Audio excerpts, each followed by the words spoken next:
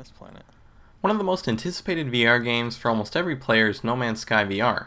Ever since it was announced at Sony's State of Play event, people were beyond excited. Please tell me No Man's Sky VR. It's too good to be true, I think. Oh my gosh! And now that the update is out, is it any good? No Man's Sky VR is part of an update to No Man's Sky called No Man's Sky Beyond. This update is completely free if you own the game, so don't worry about having to buy anything else. If you don't know already, No Man's Sky is a survival game that has you traveling between thousands of randomly generated planets. No two players will have the same experience playing the game.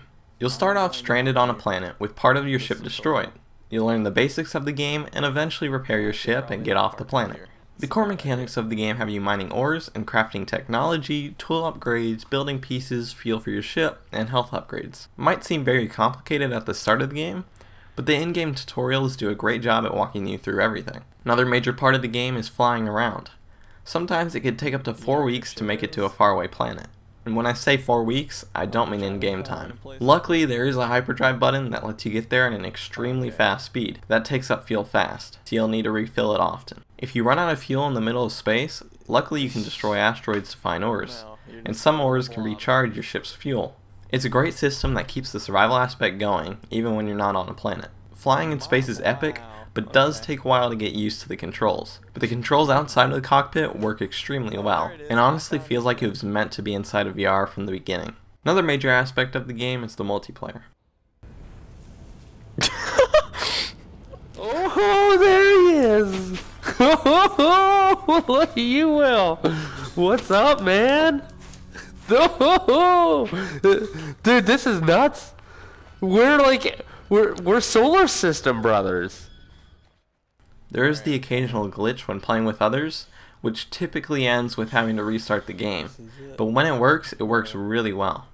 It really is awesome to play a huge survival game like this with multiplayer. The only downgrade the PSVR version has is the graphics. The game looks pretty blurry and there's a lot of popping. The PS4 and PS4 Pro versions look the exact same, so there currently isn't a Pro patch. That's pretty much my only complaint with the game though, and I honestly forgot about the graphics after getting into the gameplay.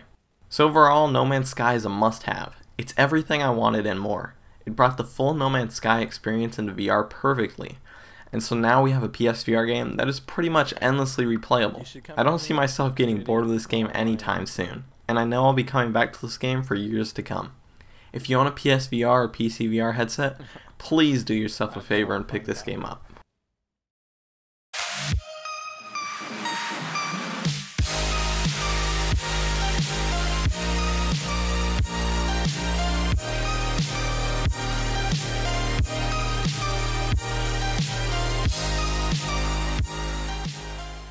I'm in space, slowly coming towards you while eating ice cream